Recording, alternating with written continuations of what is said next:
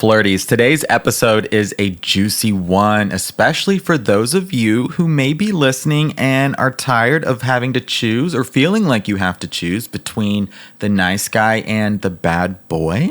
Because what if I told you right here and right now, you ain't got to? That's right. Today on the show, we're exploring the fascinating world of the good guy with a bad boy edge. Because if you're anything like me and our guests, we like a gentleman with a little bit of, we'll say, swagger.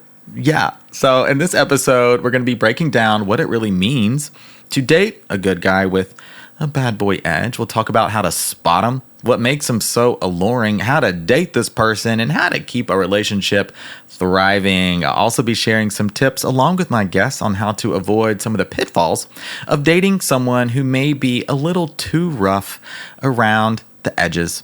So whether you're looking to bring some excitement into your love life, into your dating life, or just want to understand this guy a little bit more, you're in for a true delight in this episode today. Without further ado, let's dive into the world of dating the nice guy with a bit of an edge. Let's go, Flirties. I heard you wanted to flirt.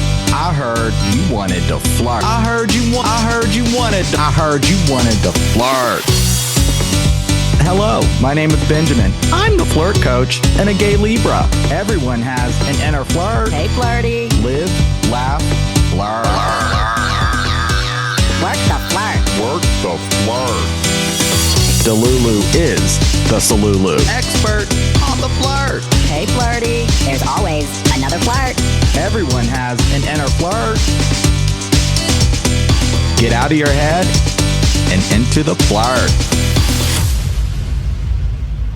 All right, Flirties, it's a double feature on today's episode as we're going to be chatting with Taylor Byrd and Knox Peake. First up, we'll be meeting Taylor, who you may know as Sweet Tea from TikTok. I cannot wait for you to meet him. Let's get into it, Flirties. Flirties, we're going to be talking about the good guy with the bad boy edge today, because I know that's who you're looking for. It's who I'm looking for as well. Welcome to the show, Taylor Byrd. We're going to learn all about you today as well. Sounds good. Who I know you as Sweet Tea from good old TikTok. So please tell the Flirties a little bit more about yourself and how you got started in the content business. Well, I am really just a little old gay boy from Alabama. I can make a mean drink, but I can't change a tire. Uh-huh. And so I got started in content creation. It was like towards the beginning of the pandemic because we were all stuck inside, like we couldn't do nothing. And so I literally made a TikTok account one day because a friend of mine had like been pushing me to make one just because it was like similar to Vine. And I was like, no, like TikTok is cringy. I'm not going to download it. I went through that phase and downloaded it and was addicted to it. So I was like, well, I'm going to start posting videos. Like, why not? And like at first it just started off with like using audios and like dancing to like doing the dances and stuff. And then I posted a video one time of me just talking cash shit about something. Like Lord knows what it could have been. It could have been a million things, but and it caught on and I was like, oh well, I guess people like hearing country gay men just bitch about you know what I mean? So that's just what I started doing. And I reckon it took off.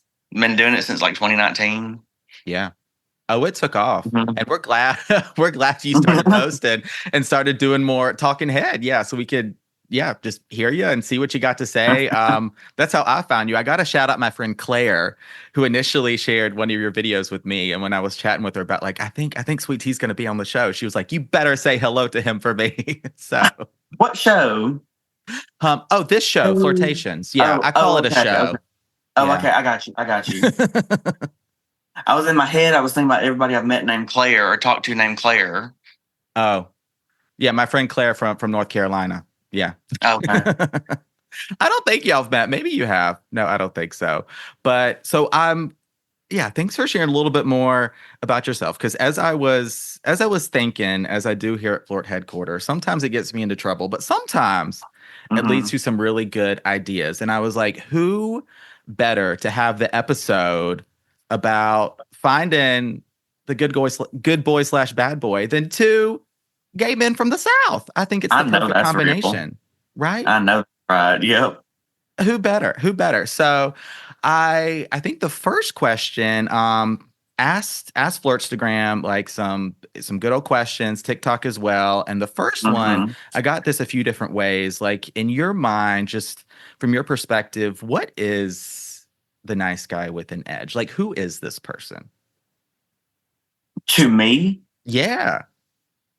so to me, he would be, you know, like a barrel chested freedom fighter that really does care about the people around him. Like he's soft spoken, has manners, opens a door, all that kind of stuff. But like when you're in like a room full of people or like a party or something, and like he'll look over at you and give you a look, like a dirty look. Uh-huh. That's what I like. I like me a gentleman in the streets and a dom in the sheets. You know what I mean? I yes, I resonate with that very much so. I think I know what you're talking about. Uh-huh. Because it's I mean, I do my coachings and my lives and my calls and host this show, and it's like, I ask people all the time, like, what are your dating goals? I'm usually working with people that are single, not all the time, but usually, and it's like it is usually people flirties that are looking to date the men's. And it's like, okay, well, kind of who you looking for? What qualities, traits, right? Style of relationship you're looking for, all that good stuff. And more often than not, they end up describing the good boy with the bad boy edge, like a little bit of what you just shared. So, um, so the nice guy with an edge, like, how do you think maybe this guy dates? Like, what are some of his dating traits, do you think? Like the dating traits that I want to see in him, or the ones he actually has? Yeah, from your perspective. Ideally, in a perfect world, he would have a good relationship with people like in the gay community, but not be so outlandish in his pursuit of everybody in the gay community. Because I hate to say it, I really don't hate to say it. This is actually how I feel. Like the hookup culture that we have adopted has really put a wrench in dating. Because I can't speak for all cities, I really can't. But like, it seems as though when you go to a new city or you come home to a city or whatever, somebody you talk to, like they'll know literally everybody and not just platonically. You know what I mean? Yeah, I do. And, like that may not be, a stipulation for everybody, like, because everybody's different. But me, like, I almost feel awkward dating somebody if everybody has all. Let me rephrase that. I feel awkward ordering a pizza if everybody has already taken their slice. Yeah. But then again, it's like, what option do we have? Because, like, you know what I mean? As gay men, like, we want love and acceptance so bad. Like, we'll take it from anywhere it comes, like, at some point along our journey. Yeah. So ideally, like, I would have a man that, like, knows exactly what he wants. Like, not just knows what he wants, but knows what the fuck he wants. Right. And so since he knows what the fuck he wants, he knows where to come get it, and he doesn't have to get little pieces of it from everywhere else. Ideally. Yeah. And that may be controversial to say, but that's just how I feel. I don't think it's controversial at all. I agree with you. I think and I see some of this play out in the hetero dating world too, where it's a lot of this, maybe it's hookups, maybe it's casual dating. Like I see so many situationships and friends with benefits types of situations happening. And it's like, if that's the phase of life you're in, just where you're at with dating, then cool, right? Like sometimes we just want like a spring fling, it's cuffing season. You want like a boo for the summer. Yeah. But I really like how you're describing this nice guy with the bad boy edge so far, because I feel like, because I'm single. Are you single and dating? I am. Okay. Oh my God. Okay. Yes. So we're out there. We're out there doing it. Because I'm looking for, like, I want some of these same qualities. It's like like the bad boy edge you're looking for, like you're not, it's like, I'll speak for myself. It's not the guy that is unpredictable. Like it's not the guy Yeah. who is kind of leaving you in this state of chaos sometimes or wrecking your Right. nerves. Like sometimes we feel like these That bad boy part. qualities actually are like, oh, they got to have some of these like just not great traits. Like it's not going to be good for you in your dating life. Right. Yeah. It's someone who is confident, who's determined, I think probably has some ambition, some drive, some focus. They're growth Mm-hmm. minded. They've got like, they're going places. They've got something Yeah. to do and they're doing it Right. ultimately for themselves. Like they just want to build their life up. With the end goal. Yeah. Yeah. Yeah. I think so too. Mm-hmm. Yeah. But this, like, I mean, those traits are very sexy. Very much. Mm-hmm. Very much. If I have to introduce you to my friends and you shake their hand or give them a hug and tell them it's nice to meet you, Mm-hmm. like, you buy my first drink, because obviously it's equal parts, but Mhm. like, and you're kind to my group of friends, Mm-hmm. but you give me a look from across the table, like a come here, or like you know what I mean? Like Oh, I do. that right there. Like I don't necessarily want a drug dealer, Mm-hmm. Yeah.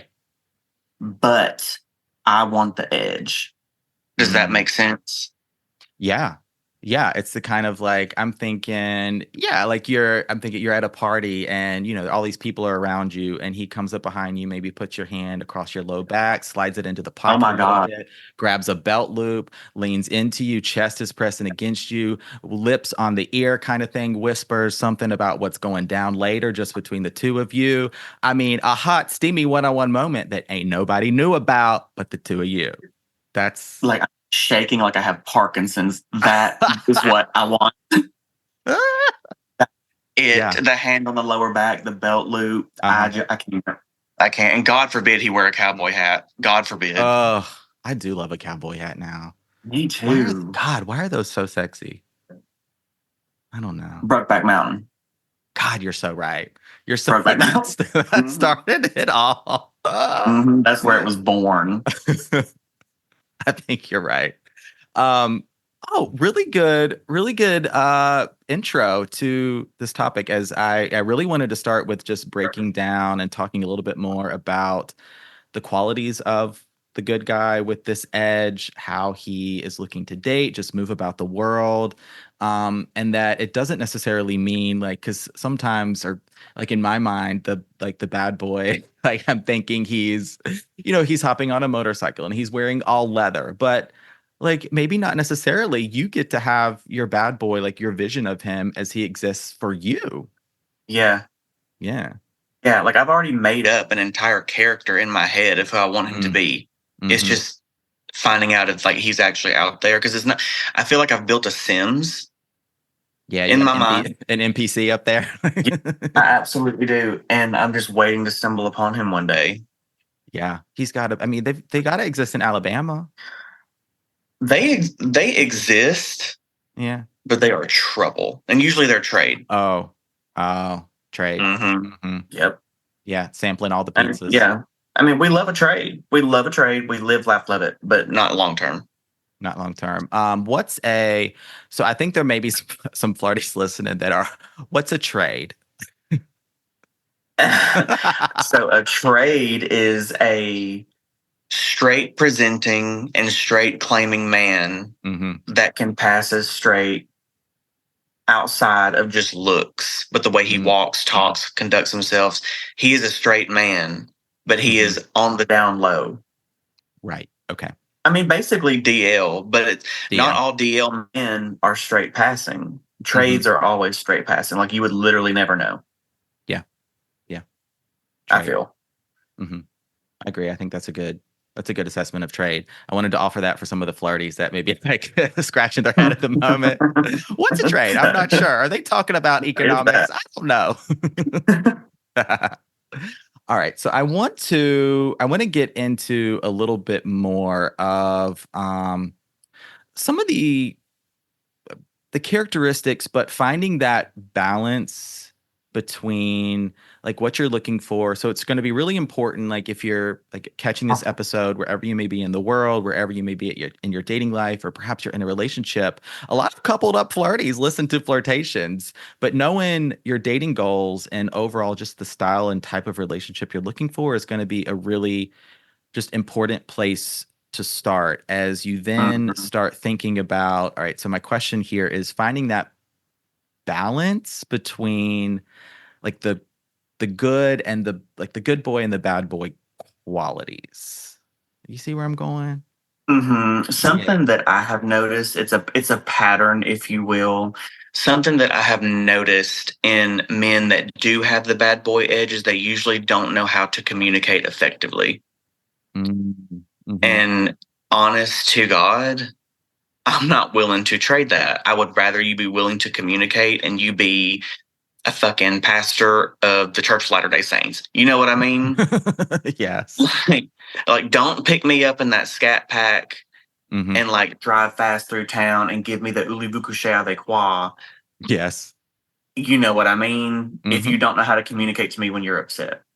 Yeah. Okay. It's simple. Really, really, really good. I think because this is something that I used to do, is because like when you catch attention from the bad boy, like it does scratches an itch. Oh, it hits. It really does. Yeah. But it makes that kitty purr for real. I mean, you're not wrong. But don't lose sight of what really is gonna become the foundation of a relationship. Like and I feel like that's where like the bad boys are more temporary because of that. Because if you don't have good communication, especially in 2024, if you don't have good communication, you're not going to last. You just ain't gonna make it. Nope. You just ain't gonna make it. And like I'm not trying to be negative. Like negativity is my specialty. Don't get me wrong. I specialize in negativity. But like you cannot make it with somebody if you don't communicate. Like you just cannot. And it's just, it seems like something that we should just know. Like we should just know that. Like, hello, duh. If you can't communicate, you can't have a relationship. But I feel like we literally as humans have to learn that the hard way most times. That sucks. I would prefer not to have to do that. You know, but I noticed that pattern in bad boys.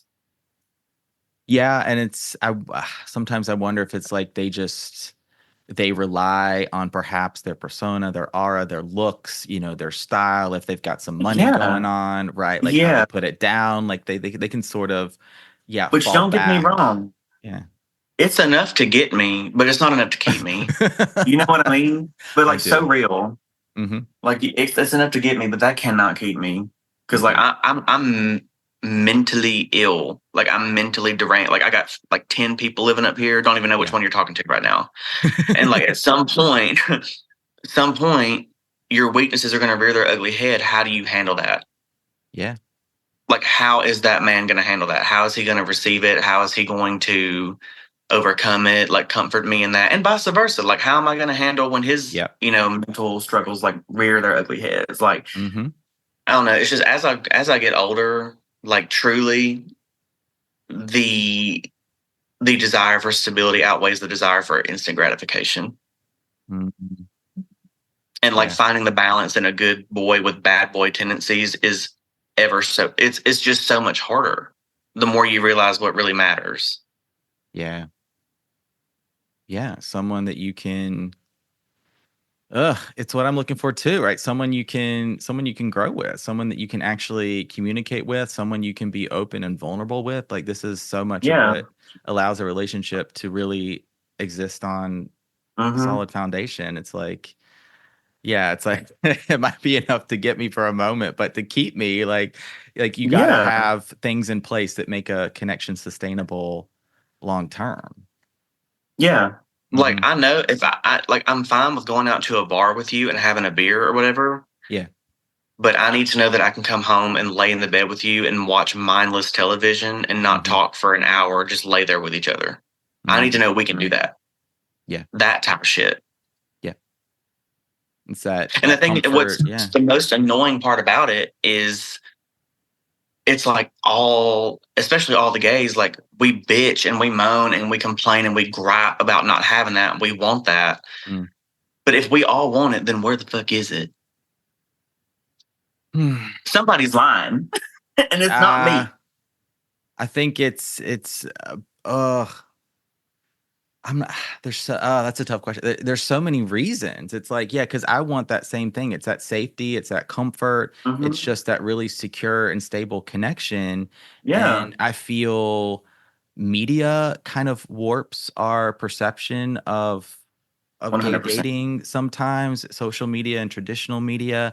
I think because every gay person and beyond our community is bringing like one of the reasons dating is so hard is because it brings up all your shit. Like it's gonna bring up just things from your past and your childhood and your family and just unhealed wounds. And certainly if you're gay, like you've got some shame, probably some trauma there, some guilt, maybe just some things that you're haven't fully dealt with. And like part of how you're going to really move through that discomfort is through relational healing. Like there's an aspect of healing that happens inside relationships. And if we're not offering that to one another and making those connections, even if they're for a season, even if it's for, gosh, I don't know, even 6 months or a year, like there's so much fear in dating. It's fear of rejection, it's fear of vulnerability. And when we operate and date from this place of fear, like we can only get so far. Oh yeah. Yeah. Like especially being on social media, like I grew, like I did not have the best childhood. Like I have had severe anxiety, like body dysmorphia, all the good juicy shit since I was young. Yeah. And so like being on social media, like it I feel like I have to present myself in a way, like put myself in a position to present myself in such a way where I can't get rejected to avoid it. You know what I mean? Yeah. Like, I don't really know. I don't even know how to elaborate on that, but like, I feel like real recognizes real. Like you'll know what I mean. Like you have to present in such a way where it's like other men won't even feel comfortable rejecting you because they couldn't have you in the first place. Yeah. That's some deep rooted mental shit. But I feel like a lot of gays feel that way too. Like maybe that's why you have so many, you know, especially gay men, like with large Instagram followings posting like, you know, body pics and like sharing themselves like that on social media is because you want to be attained, but you also want to look unattainable to a degree where it's like men won't feel comfortable rejecting you because they didn't even have you to begin with. Yeah, I completely understand what you're saying. It's one of these dynamics that plays out on social media where it's like that it kind of it's like, but that in turn becomes engaging in a way. Like it almost like you still get the engagement, you still get the validation, but you don't get the vulnerability of being hurt. Right. Yeah, you get to take that part out of the situation. Yeah. And that's fucked up. It is fucked up. It's a little fucked up. Yeah. And that's why it's such an interesting position to be in. Like, cause I play with what I post and create about. I mean, it's usually always something flirting, dating related. I gotta stay like more or less consistent in that way. Yeah. But then I'll play with sharing more about myself and my story and some pictures sometimes. And I just try and then a lot of the flirties are women, straight women. Yeah.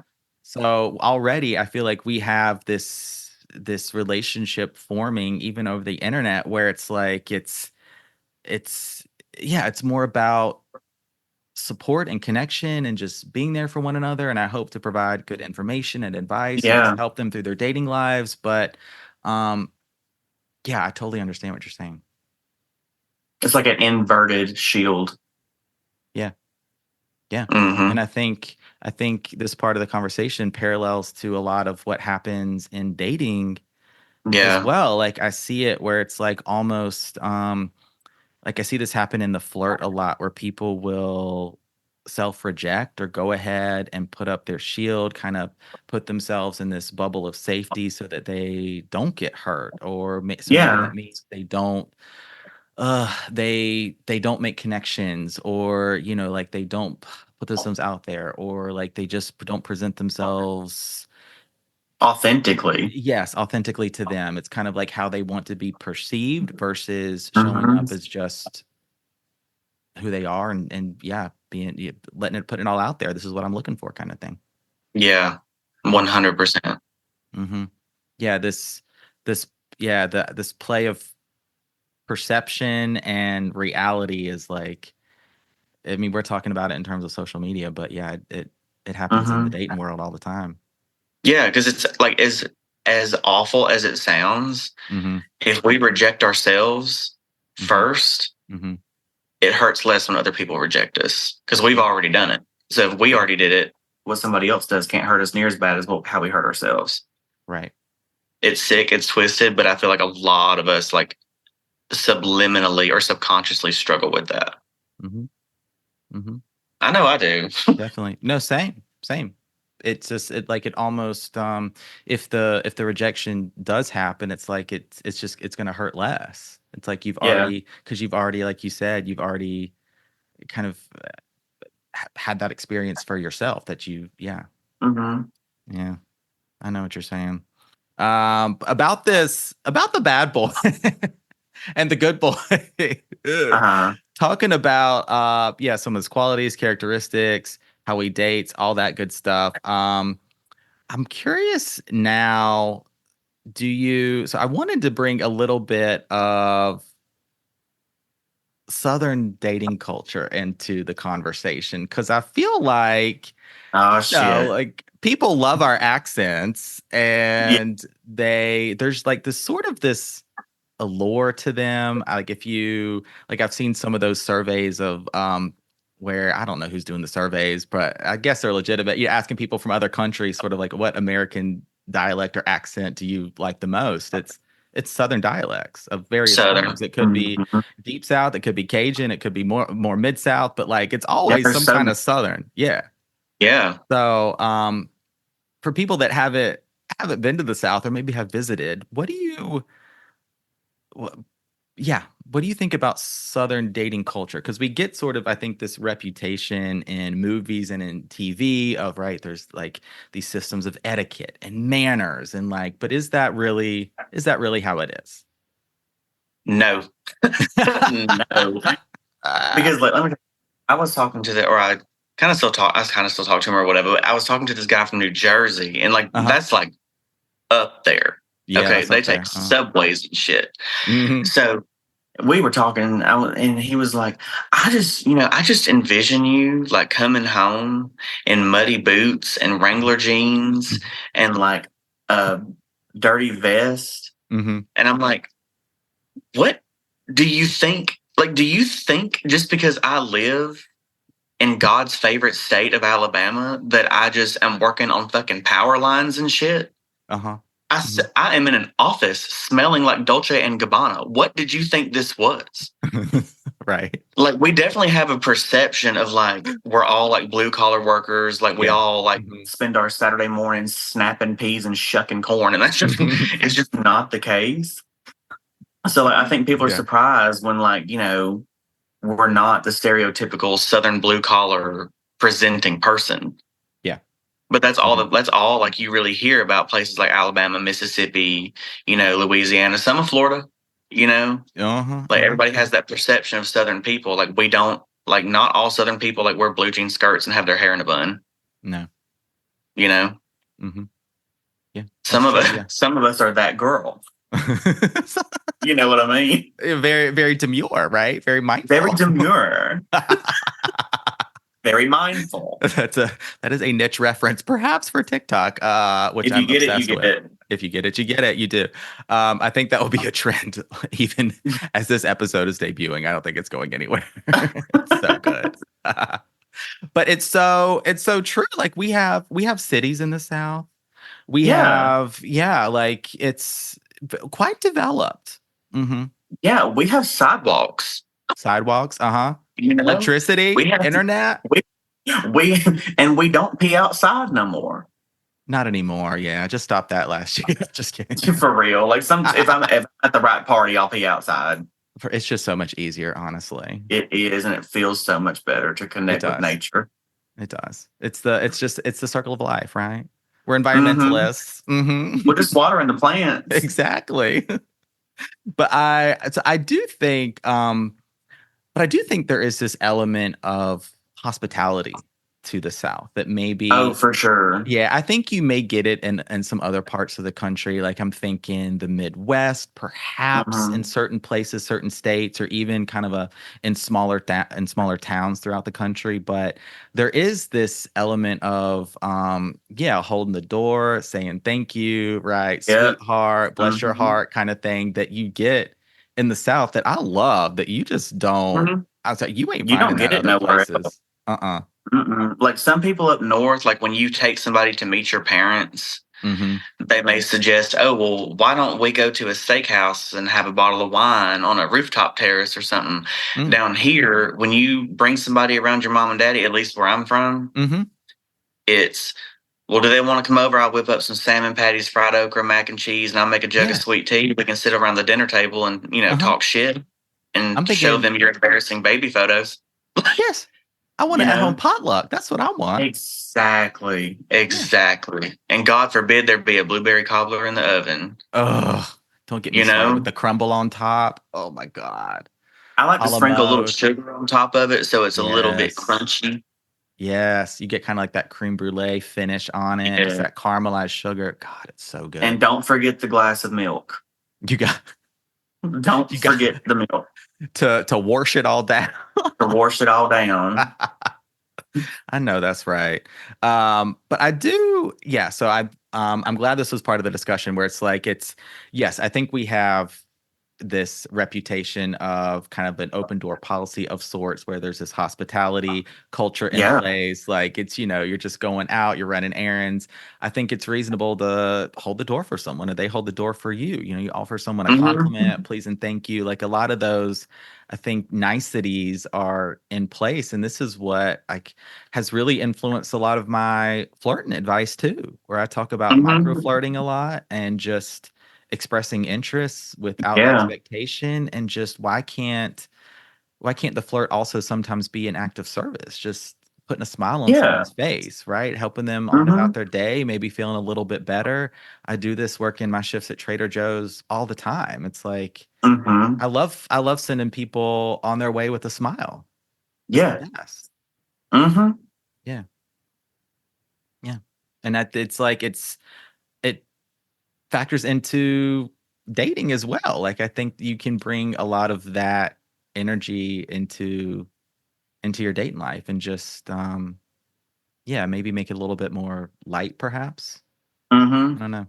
But one thing I will say about Southern men. So I have dipped my toe in many waters. Okay. I have had the pretty corporate boy. I've had the nerdy anime boy. And I've had the country Southern man. I've had all three. Okay. Like if people have been following me for a long time, they'll know. But I've had all three. And one thing I will say about Southern men, in my go round, it didn't work out with this individual. No tea, no shade. But I didn't touch a single damn door handle on a building or a car. Not one time, the entire time. Yeah. You know what I mean? God, that's hot. So there's something to be said about dating Southern men for sure. I love that. And then because I've been that guy. And sometimes I'll find if someone isn't used to it, they may find it off-putting. Yeah, they actually, if they're not used to it, they may perceive it as love bombing. And I'm like, no, bitch, I just didn't want to set your foot in the door. Yeah. I remember that I started dating this guy and I was doing that thing, right? I was holding the door. I was opening the car door for him, just being super polite in that way, just because that's that it wasn't a thought. It wasn't being a try hard. Like that's Yeah. just how I It's present in just you've been dating. doing it. Like growing up, if we were walking into church for that fucking 8 a.m. service, Yeah. and there were people walking in behind us, if I didn't hold that door for that family of 17, Yeah. I got my ass tore up. Not like Yeah. figuratively speaking, Sure. but like Sure. Uh-huh. I was brought up like you hold that damn door. That's Same. rude if you don't hold the door. Same. Yeah. Now I went up north because I sound like cornbread, but I'm well traveled, and I've been to many places, and like it's not like that everywhere. Like people will literally be 1 foot in front of you and let that Starbucks door slam in your fucking face, but they don't mean nothing by it. Right. You know what I mean? It's not a negative intention. Right. It's just how we were brought up. Yeah. Yeah. I'm the same way. That's the kind of thing that I do. And I really, honestly, I got out of that habit where like the last time I did that, he just thought I was like coming on too strong. He found it love bombing and like he actually started to pull away from that. Like, yeah, so I kind of got away from that behavior, but it's like, it's how I want to date. Yeah, and like I had to like when men are like off put by like little bitty acts of kindness like that, my first initial thought is, oh, okay, well, I'll just go fuck myself. Fuck my drive. Right. But then, like you do have to remember, like not everybody's brought up the same. That's true. So like, and that's another thing is like, is it okay to be nice? Like, is it okay to be kind? Yeah. So I think so. But then I made a video somewhat recently about this. It's like, but sometimes to be discerning in your kindness, right? It's like just going on about your day kind of thing, holding the door, fantastic. But, if someone, because there are the givers and takers of the world. And if you find yourself offering kindness consistently to someone that is more than willing to just take it and never offer it back, like that's, you got to be discerning about who you're sharing your kindness with. You got to ask God for the spirit of discernment, don't you? Yes, you do. Be demure with your kindness. Be mindful, right? I think I have a couple more questions. One, of course, has to be about flirting. So let's just set the scene. Maybe you're at a party, an event, you're out at the bar, a restaurant or something. And how might you sort of catch the eye of the good guy who, is a little bad sometimes? Honestly, I don't feel like I ever do. I don't feel like I ever do. Like, I am so genuinely terrible at flirting myself. Yeah. That I do not know when another man is flirting with me. Like, a man will literally have to look me in my eyes and tell me, I am flirting with you. Are you receptive to this? Before it's apparent to me, like, because I feel like I am nice to everybody. Like I really feel like I'm nice and kind to everybody that I meet initially. Yeah. Now, once they fuck up, it's a different story. But like initially, I feel like I'm nice and kind. So like I just assume that if somebody is being extra nice, that they're just extra nice. And like I've been in situations where like me and my friends will go downtown, and then after we get home, like my friend will be like, did you notice that guy was flirting with you? Like he was looking at you like he was flirting with you. And I was like, oh, he really? Like I don't know how to recognize. So like it's either like if I'm out at like a party and a guy just like drunkenly looks over at me and licks his lips, maybe then I'll take the hint. Okay. You know what I mean? But like, I don't know how to flirt. Like, I don't know how to do that. I want to, but I don't know how because I'm so afraid of rejection. Yeah. Like, you will never catch me walking up to a man and being like, hey, I'm interested in you. What's up? Never me. Like, never me. So, like, I don't know. I don't know how to answer that because I'm terrible at it. Okay. Okay.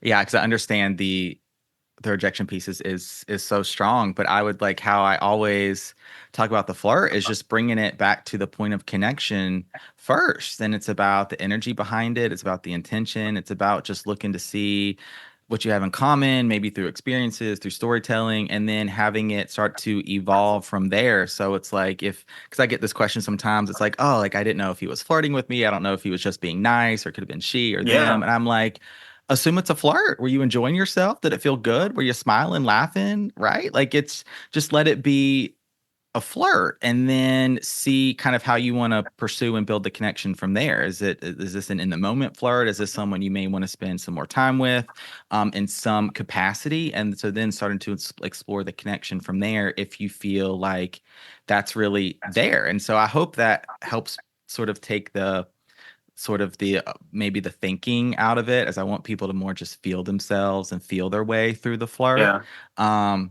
Because it's always about connection, and that's my number one mission, that I just want to, bring more connection into people's lives. Like I just love it. I guess so, and I'm just so impatient. I am. Yeah. Like, do you want me? Are you flirting with me? Can we can we go get coffee now or what? I mean, directness is attractive, I think. See, I would want a man to be that direct with me. I want it, but I cannot be it. But you want, because like my toxic trait is I love me a golden retriever type of man. Yeah, but I'm a black cat type of man. You know.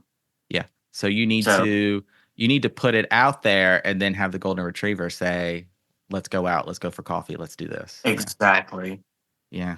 If I offer to buy you a drink, if I turn my chair to face more towards you, if little things like that, like if I smile and look away, like little things like that, if I'm doing that, I'm feeling you. Yeah, you're doing the. But a man could be doing all of that and then some, and it does not register up here. You know. Yeah, I understand. I do. That's How can I? Hey, I want to take you to coffee. Hey, would you want to go out sometime? Just, I need that like blatant, straight up energy. Yeah, and you're letting them know with the body language and through right conversation, and I think probably like your inner flirt is coming out as well. And this is what I don't know if this is just a carryover. I think it's partly a carryover from just dating app culture, from maybe a post-COVID world, from social media culture too, where it's like, but across the board, queer and straight, like that directness I see is lacking a lot of the times. And it's like, this is how it gets into the sort of this maybe back and forth over text, or you linked up on social media and now you're in the DMs and you're watching stories and all these things. And it's like, I wish people, like, I'm glad the rejection topic has been part of this conversation, because it's a huge part of why people don't just ask, right? Do you want to go do this? Yes. Do you want to go do that? Like, and really, I need that. Yeah. And like, can I share a story that just popped in my noggin? Absolutely. So, okay. So I have some friends in my city that occasionally like to throw like really big pool parties. So, gay-friendly pool parties. Yes. And, yes, God. And so it was me and my bestie Cheyenne. Like, Cheyenne, she's one of the girls. You know what I mean? I do. So it was me and her, and we had gotten to the party, and we had just sat down, poured a drink, rolled one, having a good old time, like just having a good old time. So we get in the pool and we got our sunglasses on and we're just talking, because we're very much black cats. Like we like to perch and observe, right? Yes. So this guy, and I'm not going to drop no names because I don't know who listens to this. Okay. But this guy who is very handsome, just very kind, very mindful, very demure, but also has the edge. Okay. Yeah. He swims over and he like gives me a hug, and like Faded Taylor is like hanging on his shoulder, like, how you been? Not like overly flirtatious, but like we're in a pool in the deep end, so I give him a hug, whatever. So he's sitting there and he strikes up a conversation with me. with me, and he's like talking. He was like, "So how's the dating life going?" And in my mind, I'm like, "Oh, you want to know about my dating life? You want to hear how shitty my dating life is, so that you can have a foot in? Absolutely, I'll tell you how I'm struggling, so that you can come in and save the day." So I start telling him like, "Yeah, like I'm just, I'm not having a lot of luck with men. I just have certain standards I'm not willing to budge on, yada yada yada, and I want something really more stable and long term." Yeah. And he was like, "Oh yeah, me too, me too. I was seeing this guy, like, and I thought it was working out, and it didn't work, and now I'm bummed. So like, I'm really looking for the same thing." And I'm sitting here like, could this be God? Like, is this a God thing? Did I just meet my husband in this pool? Yeah. Well, of course not, because I go to make another drink, and like, I make another drink, I go in and get a snack. And then no longer than it took me to pour my drink and go in and get a fucking piece of salami off that charcuterie board. I come outside and he is swapping spit with somebody else. I was like, demure. not demure. Not demure. Now, if that man slid in my DMs today in the next 5 minutes and said, "Hey, I really feel you. Can I take you out sometime?" Absolutely. Absolutely. When and where, babes? When and where? When you drop the pin, I'm teleporting. But like, it's that type of shit, and I'm just tired of that. Like, I'm tired of that. Yeah. Yeah. And I know what you mean.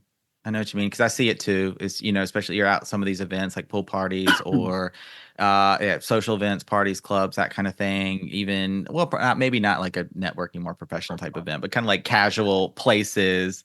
Yeah, and it's like I wish I just saw more demurity, just more intention, like just more consistency, just like there in that pool. It was like. If a first date, a meeting for or like whatever that would have been, like that's it, and then you go from there. If he I'm not going to say his name, but I'm gonna call him Blake. Okay, Blake. Blake, if you're listening to this, I have no negative feelings towards you at all. I was just using this story as an example. Just know that if you were interested in me, I absolutely would marry you tomorrow if you wanted me to. So if you are listening to this, do not take that story as a negative. I would like to walk down the aisle tomorrow. There you have it. Yeah. This could have been, I mean, can I come to the wedding? Yeah, I think if Blake slides into those DMs. Absolutely. All right. That was a good story, because I think we've all had that experience and continue to. It's just this is a part of like you were sitting there like bitching about how it didn't work out with that other man, and I'm over here like decking out the halls and blushing bashful for the wedding. I'm shooting a gun into the tree to get the birds out of it so we can have an outdoor reception. The doves just like flying about. Yeah. Not very mindful of Blake at all. But we love Blake. Blake is a really good, genuine person. Yeah, that part can be true too. Yeah. I know. So just come on home to mama, baby. Quit playing around and just come on home to mama and get you this loving. Drop that pin for Taylor, all right? His family's got a potluck and a cobbler ready for you. Mama just made a fresh jug of sweet tea. Come home. Oh my God. Oh, that sounds so good. God, I love sweet tea. Me too. Yeah, it's the best. Now I'm having such a craving for it. All right, I want to really, my gosh, these go so quickly. Thank you for being a part of the show and a part of this episode. Really just have thank you for having me. Yeah, thank you so much for being up to do it. As I really oftentimes like guests come on the show, surprise, you're on a podcast. I don't really give y'all a lot of heads up about what we're going to be doing all the time.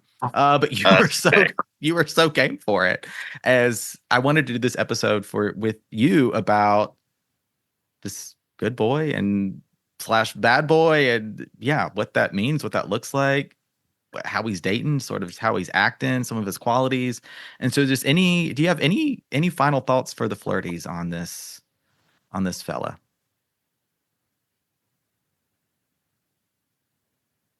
just because he's good for your whole, don't mean he's good for your soul. Mm. And may God smile upon you and send you the one that will cradle your heart. That's as positive as I can be. I think that's a beautiful, beautiful sentiment. Because don't get digmatized by these fellas. Because they will Lord do knows, it. We've all been there. We've all been there. But like flirties, that's not enough unless that is all you're looking for. You're good. Like you're good with that. You can detach from the rest of it. Do you? But it's like you want and deserve the whole thing, like a whole person, all of them. And I think just the final thought I have is this, like, it's like I think about this, like there's this kind of thrill with this guy. Like there's a sense of adventure, there's a spontaneity there. There's just like there's this element of, I feel like, caring demeanor that he brings, but he's going to keep you on your toes a little bit, but not in a way where you feel chaotic or unstable or nervous or disorganized. Like, where is he? What is he doing? Why isn't he texting me? Like, that's not what this guy is about. Like, he's going to give you that security. He's going to be your golden retriever. He's going to be your provider, but he's going to put it down. Right. Like, and he's just gonna be fun. Like, there's just this. Yeah. Yeah, he'll put it down like a heavy bag of groceries. You know what I mean? Mm-hmm. I do. But you ain't never gonna have to wonder if you're the light of his life and the breath in his lungs. No, you won't. No, you won't. With that, Sweet Tea, where can the flirties find you? I'll have all linked in the show notes. But if they'd like to follow along on your adventures, watching your videos, please. How can I do that? So my TikTok handle is Sweet Tea Taylor, and then my Instagram handle is the Taylor Byrd. So the THE Taylor TAYLOR and Byrd BYRD. That's where I'm at on Instagram. All right, all will be linked. Please check out Taylor. Give him a follow, and thank you so much for being a part of the show today. Thank you for having me. Flirties, what do you think? Taylor Byrd right here on Flirtation. Thank you, Taylor, so much for being a part of this conversation and this episode today, all on the good guy with a bad boy edge. Flirties, please don't go anywhere, though. We've got another segment coming up for you, this one with Knox, Peake, as we get into this topic even more. All right, Flirties, let's meet Knox. Flirties, we are not done talking about the good boy / bad boy just yet. We got some more questions, and on the show, Knox Peake. Hello. Hey, Flirties. What's going on, Knox? I am just happy to be here. And first of all, I want to thank you, Benjamin, for giving me this opportunity. I'm just honored to be talking with you today and the Flirties. And I just want to say I'm so impressed with your work and what you've done is incredible and how you're helping people. And I'm a huge fan. Well, my goodness. Thank you for that. Yeah. Thank you for that inspiration so much as we get started with this conversation. 2 Carolina boys in the house. So tell the Flirties a little bit more about you. You're a creator as well. Yeah. Sharing a little bit about yourself here. Well, as for me, my name is Knox Peake, and like Benjamin already said, I'm a North Carolina boy, and you might can hear it in the accent.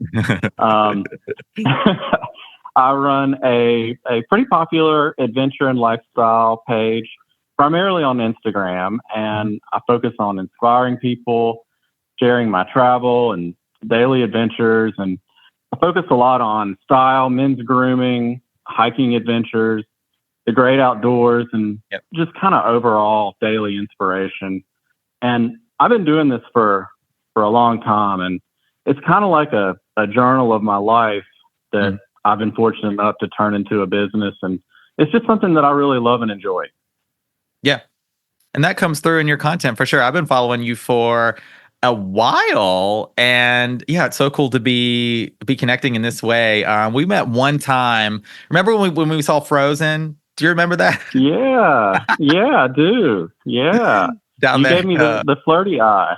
I did. Up in Greensboro, and I was like, hold on. I was with my friend Claire. I was like, I think that's that guy named Knox. And then sure enough, you had posted about it on your stories. And now here we are on Flirtations. This is so cool. And yeah, I get you share a lot about gardening, outdoors, adventures, hiking, your dogs, and just good, fun, inspirational lifestyle advice. I mean, just yeah, that's what I get from your page for sure. Oh, well, thank you. Thank you. Yeah. I really enjoy it, and I enjoy yours too.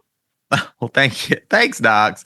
And let us get into okay. So, this episode has been all about the good boy who's a little bad, the good guy with that edge that we all just like so much, for better or worse. We like it and we want it. So, I want to hear from your perspective, why is this guy so alluring to us? Like, why is this good guy with those bad boy vibes, that edge, why is he so appealing? Oh my gosh, flirties. This is really a fun one for me because, I mean, aren't guys and girls with a bad edge just so alluring? I mean, there's just something about them. Mm-hmm. I know they're alluring for me, and I think they're especially alluring if you're the type of person who always plays it safe and follows the rules. And I know that's probably about, that's the majority of us, I feel like. I know I am. And I just think a bad boy vibe is so captivating because we all have a little rebel inside of us, Oh, yeah. And, plus they're exciting and they're intoxicating. They're exhilarating. Yeah. And for me personally, I mean, somebody with a bad boy edge is really sexy, Yes. I mean, it's just hot. I mean, look at like characters in history and our culture, like James Dean and others, other iconic people throughout our culture that have shaped our culture. And most of them have a bad boy edge. And there's just something about them. They're alluring. Yeah. Ooh, that's true. That's something that I actually hadn't thought about before, where they do. Yeah, because I can tend to live my life relatively safely. Sometimes I do that out of, just wanting to manage my anxiety. I don't really like surprises all that much. And so it's easy for me to just fall into routines and take control. Sometimes that need for control comes out of fear. Sometimes it comes out of self-preservation. But certainly, yeah, I relate to what you just said about this. The bad boy edge, it can get us out of our comfort zone a little bit if that's a way of living that you're used to. Oh, it is. And like for me, I mean, I live my life and if you know anything about me or you follow me, I am really, really consistent. And I'm also that way in real life. And, when you come in contact with somebody with a bad boy edge, I mean, it takes you away from that. And it's just really exhilarating and it's just fun. I mean, it takes you out of your comfort zone, and sometimes we need that, Yes, I think we do. I mean, for better or worse. I mean, we might pay a price, but it's definitely it's alluring. Yeah. I mean, it's certainly some parts of life are going to be about getting out of your comfort zone and taking a risk and trying new things and putting yourself out there. And if you can connect with this guy that is more or less just like that's his natural tendency, maybe he lives dangerously on the edge a little bit. You then almost have permission to go along on that ride with him. That makes sense. Right. And people with a bad boy or a bad girl edge, they might not have the same values that we have. And it's not that they're a bad person. And it's not to say that you aren't, incompatible dating them, because sometimes it takes a yin and a yang, relationship to kind of make it work. Yeah. So, I think it can work. But it can be tough. I think it can be tough for sure. Mm-hmm. Yeah, I agree because it's something we haven't gone into too much in this episode, but there is an aspect to this conversation to where if this is the type of person that you're attracting, or this style of date, or even aspects of their personality, maybe keep you just falling back into old patterns, or maybe knocking down at your self-worth or your self-confidence, something like that. So it's we're Right. talking about how appealing this person, this guy is, but like to your point, there's sometimes the inverse of this, where it's like, maybe this isn't the type of person that I that I want to date, isn't the best match for me. And yeah, that's a possibility too. Right. Right. Mm-hmm. They might have, different political beliefs or Yeah. different, things that are just, and that's not necessarily a deal breaker, but, they might just have a whole different, way of thinking that isn't compatible for you. So, Yeah. I guess you got to just treat each one individually. True. Yeah, I think so too. And now I want to ask you, so we've really been talking about, using a lot of gendered pronouns here, boy, guy, but I Right. think the bad girl is also a thing. And I know there's a lot of lady flirties listening to this episode. So I want to ask you if there is indeed a bad girl, a bad boy listening to this episode, and they're really relating, identifying with the person that we're describing, but maybe they want to, I don't know, change their ways, reform a little bit. Could they? Should they? What do you think? That's a good question, and I'm sure that there are some bad boys and bad girls listening out there. I mean, definitely. So I thought a lot about this, and Okay. I don't think being a bad boy or a bad girl is necessarily a terrible thing. Yeah. Unless they are just a narcissist or just plain mean. Mm-hmm. And from my personal experience as a gay man, Mm-hmm. I met a bad boy, and he truly was. I mean, he truly had a bad boy edge, but he wasn't a bad person. He Right. was, disciplined, true to his beliefs, even though his beliefs were very different than mine.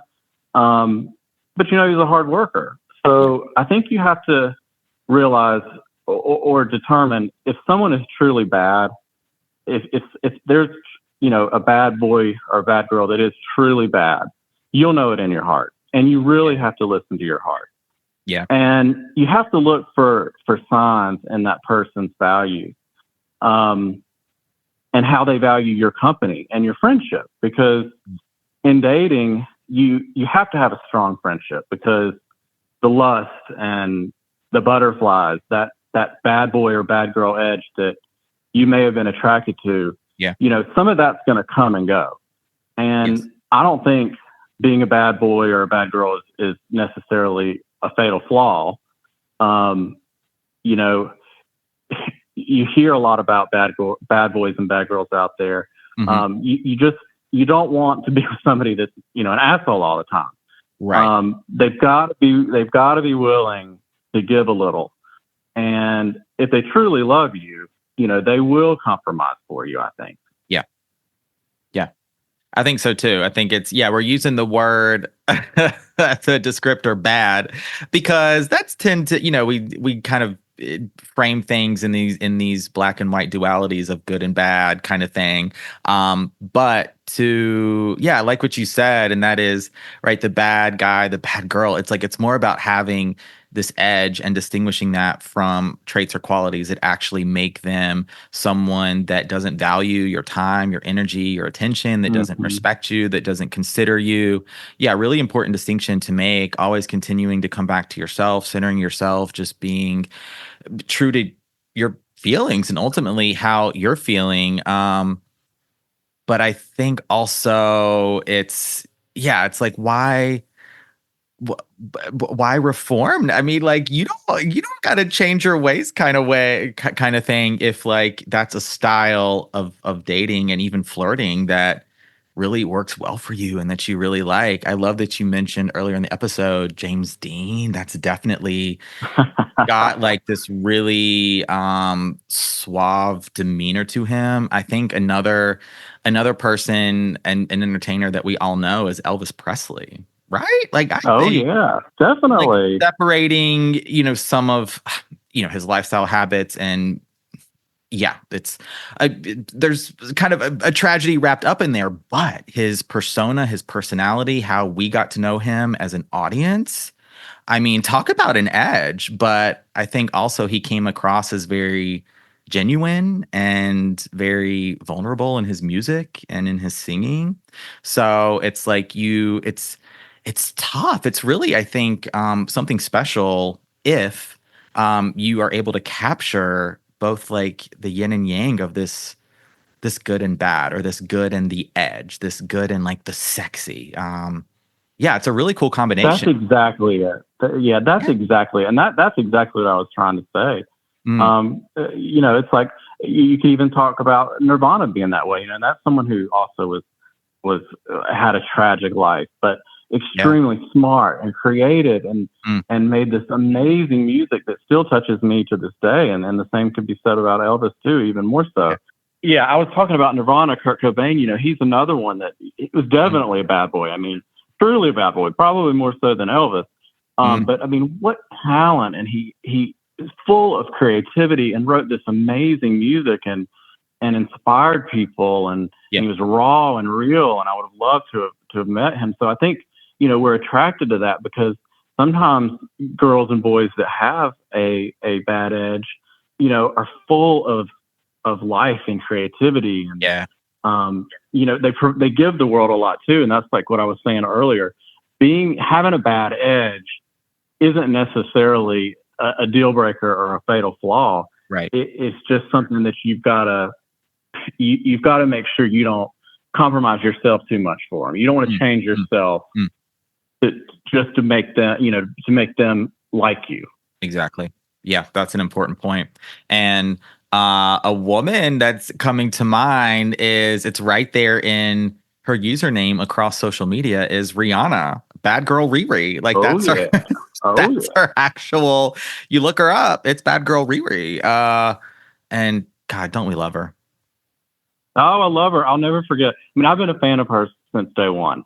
And the album Anti, came out almost close 10 years ago. How was that even possible? Oh, I know. I can't even think about it. But yeah, it seems just fresh, it's brand new. It's like it's one of those. It's timeless in my mind. It is. I was running a lot when it came out, and it was my jam to run to. But even when she opened up for the Super Bowl, as soon as they panned in on her face, she just had this like bad girl look, and I was so here for it. You fall in love with that. Yeah. I mean, she kind of like she didn't care that she was there, but she put on an incredible show, and it was amazing. I mean, she is something. I love her. Me too. Big fan. And so I want to ask you now, I think the question that's coming to mind is it's around dating strategy. And so you're out there, you're single, you're dating, or maybe you're on a break thinking about getting back into dating. And after listening to this episode, you're like thinking to yourself, ooh, maybe I'm that good girl, like good boy with that edge, right? Or maybe I'm looking to date that person. So from your point of view, some dating strategies to date this person that we are describing. Yeah, and I think this one is definitely something that flirties you're gonna have to sort out on your own through it case by case. But here's some things that I sort of thought about for this type of situation, and some dating strategies I would think would be to not act too submissive around them, unless you're forced into that. Some people are, but you just never want to devalue yourself and your morals. You don't want to change who you are for that person. Maybe there's something about them, a belief system that they have that you just don't agree with. It wasn't the way you were raised, and it isn't something that you care about, and you can't change for someone, and someone shouldn't want you to change for them. And I think you should also not let your guard down too much. Yeah. I think that if you're dating someone with a bad boy or a bad girl edge, and if you let your guard down too much and you get into a fight, they might use that against you. They might use your vulnerability against you. So I would just make sure, you gotta take this case by case, but I wouldn't let my guard down too much. And I don't know if two guys or two girls that are have a bad edge to them are compatible with each other. I think that would be tough too. I think that could be like a radioactive bomb going off, because you would just be butting heads so much. I think we talk about the yin and yang, and I think it'd be tough to be each have that bad boy or bad girl edge going into it. So, no one wants to be with someone who's just like themselves anyways, and you don't have to have the exact same belief systems.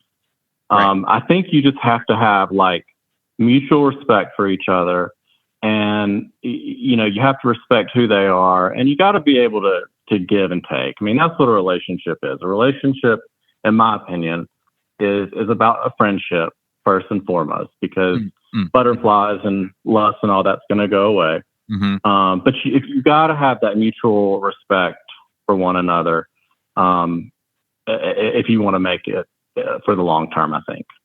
Yeah, it really is about that mutual respect. And something that I can share from my experience is, because sometimes, I don't know why, but for me, the affection, the attention of the bad guy, it feels almost like a little bit electric at times. It's almost like you're chasing that spark, the butterflies, just craving that feeling. And so it can really, it's put me in this place before where I am just really chasing, right? I'm overextending myself. I'm double texting. I'm making myself super available. Yep. It's almost like their attention is coveted in a way, as if it's more special, or something like more XYZ, put in whatever adjective here. It's just like it becomes almost like supercharged in a way.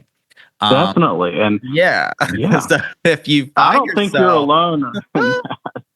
I mean, I've had the same thing. I think it's part of human nature. I think we're attracted to that spark. And I can tell you, I've done the exact same thing that you just said.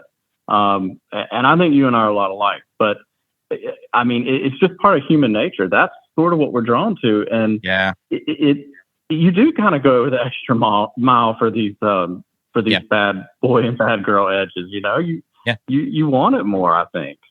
Yeah. And I think it comes down to just knowing yourself. Like, I've heard the butterflies described in terms of, is this truly more of your anxiety? I've even heard it described as a trauma response sometimes, where it's like your nervous system is now activated in a not so great way, and you're interpreting these feelings, these sensations, as butterflies.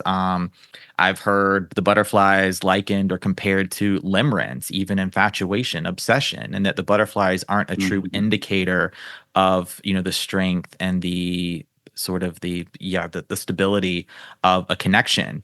So I think it comes down to knowing yourself, getting curious if, some of what I said is maybe like, oh, I don't know if that applies to me. I don't know how I feel about it. And like, for me, as someone that's dating, like I love the butterflies. I do. I'm looking for a little bit of that butterfly feeling, not having someone make me feel anxious or nervous beyond just some of those generalized anxieties, nerves that come up with going on a first date, being in the gray area of dating. You're meeting someone new. Yeah, there's going to be a little bit of stuff that comes up there anxiety wise, but separating that from the butterflies, which for me is more about excitement. It's about momentum. It's like, am I feeling intentional about wanting to go on this date, to go on a second date, to talk, to get to know one another. Like, so the butterflies to me are a good indicator, but you really have to assess and see how the butterflies really fit for you in your dating life. Maybe in the past it has been a kind of a red herring of sorts, or it's been, a red flag for you even, where it hasn't led to something long term, or yeah. Getting curious. Right. Yeah. Yeah, I mean, the butterflies can sometimes take the place of the anxiety, because we all are anxious. And, I've dealt with anxiety, just general anxiety, my whole life. But, when you have butterflies for someone, sometimes the anxiety just goes away because you're so excited about seeing this person and getting a response for them. Yeah. Butterflies are amazing. And I don't know how, if you could find someone that's a butterfly lasted forever with, wouldn't that be great? I don't know if that's possible. Maybe it is. I hope it is. But I don't know if it is or not.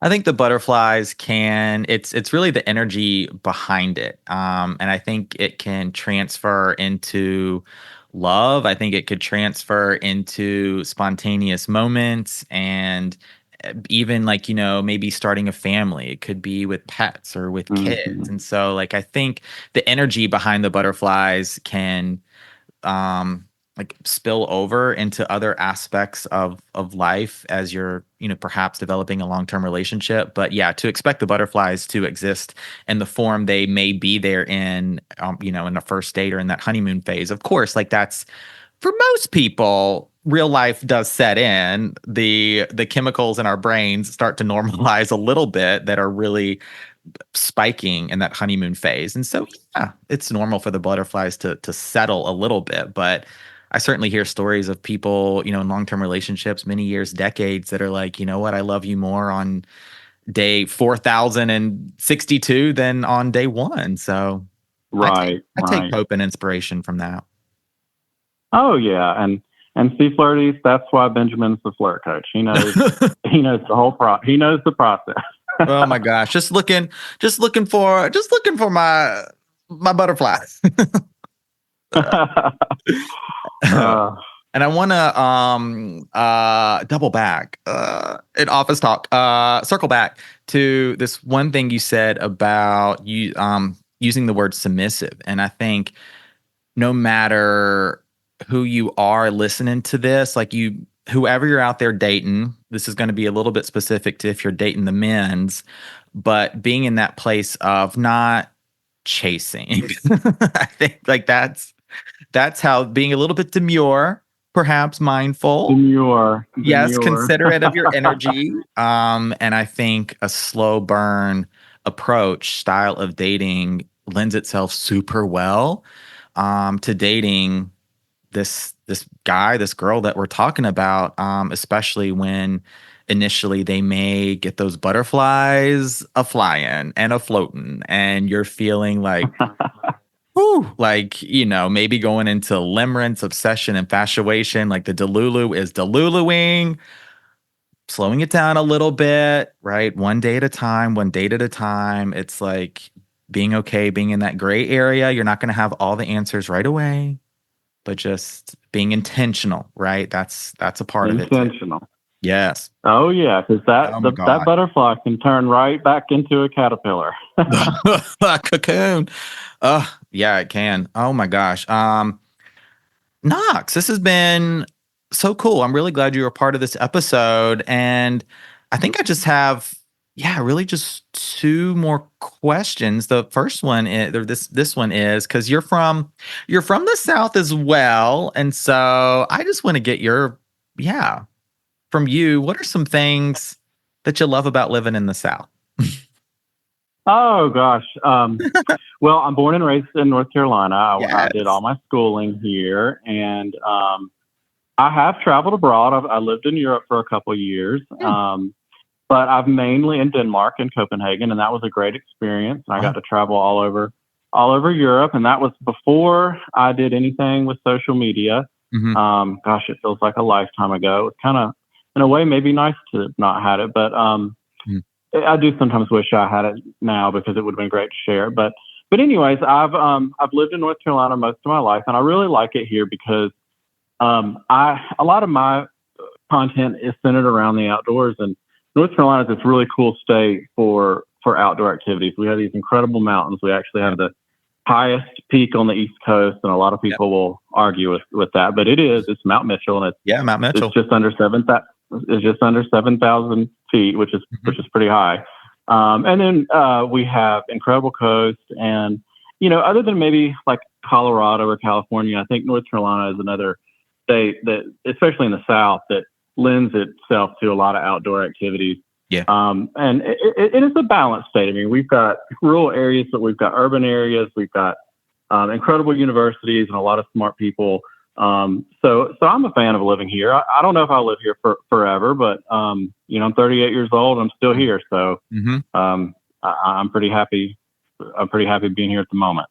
Yeah, me too. I'm in North Carolina right now, currently live there, born and bred right here in the Tar Heel State, and two Carolina boys on Flirtations. I had to shout out North Carolina. Oh yeah, can you hear our accent? I Benjamin, love it here. Can you? I love it here. Can you, if you're traveling somewhere, can you pick up a North Carolina accent? Like, can you? I mean, differentiate it from another Southern accent. Can you hear a North Carolina accent? I believe that I can, and it's because it's not deep South. All right, it's not even South Carolina, Georgia, Alabama, nor is it this kind of mid-Atlantic tidewater you might pick up in a Virginia, which I think is a little bit more like kind of an old South drawl to me when you get into Virginia. It kind of gets into that tidewater dialect, that style of Southern accent. But in North Carolina, it's kind of light Southern. It's like you've got the drawl. Yeah. You have your emphasis on some vowels and pronouns that, other accents may not emphasize. You've got some of your colloquial slangs, your bless your heart, so that kind of thing. But it's just a very sweet, it's a very genuine accent to me. I just love it. I love it too. I really do. And I can hear it when I've traveled. If I get to, and I always strike up a conversation with someone, I can pick it up if they're from North Carolina. Yeah. It's something. So, I'm with you. I feel you. So good. Had to shout out our home state. Yes. Come visit anytime. We got the beaches, of course, the mountains and everything in between. Hiking, camping. You want something urban? You want something rural? Come on. Oh, yeah. The mountains are my favorite. The beaches, the Outer Banks are gorgeous. Yeah. And the cities are nice too. I mean, I'm in Charlotte, and Benjamin's up closer to the Raleigh area. Yeah. We're always kind of in competition with each other, aren't we? A little bit. I feel like, you got Charlotte, Raleigh. Those are the, those are the two biggest cities in the state, two biggest metro areas, with a lot of the growth happening. And I think it's, but it's so cool to see. It's because I used to be a planner in my career previous to flirt coaching, and you don't often see. Well, I take that back, but it's cool to see a state in the South and a state like North Carolina, which for a lot of its history was relatively rural, to now have two really big powerhouse metro areas in Charlotte and Raleigh. And I'm from Greensboro, which is in between the two, certainly important in its own right. And then Winston-Salem, Nashville, Wilmington on the coast. Yeah, we got lots happening. We do. And Asheville in the mountains is great. That's one of my favorite cities to visit. Yeah. Lots of stuff there. Blue Ridge Parkway is one of my favorite places on the earth. And I've been to national parks all over this country, and there's just something about the Blue Ridge Parkway. If you flirties want to go fall in love, that's a great place to fall in love, because it is just so beautiful driving along that parkway and just shopping and having a picnic and getting to know somebody. God, that's what I want to do. Here we are nearing the turn of the seasons, right? The leaves will be changing before too long. I'll be ready. Knox, very, very last question. Anything, final thoughts, anything you'd like to share with the Flirties, and where you live on the internet, how they can find you and follow? Well, thank you so much for this, Benjamin, and Flirties. Thank you for listening to me. I hope hope I provided some insight. I'm by all means not an expert, but I've enjoyed this, and thank you for listening. You can find me on social media, networking sites, but my main platform is Instagram. That's where I have my largest audience. I've also started really enjoying Threads. I have a large audience on there. Cool. And I've got some pretty cool adventures planned. I've really kind of branched out more into working with travel and tourism boards in cities and states. And it's something that I really enjoy, and it's really true to me and my brand. So I've got a couple more of those this year, and maybe some pretty exotic ones lined up for next year. So I'd love for y'all to come along the journey with me. And just thank you again. Happy flirting, guys. Awesome. Thank you, Knox. I will have everything linked in the show notes, and I will echo what you just said. Happy flirting. Happy flirting. Thank you so much, Benjamin. This has been awesome. Absolutely.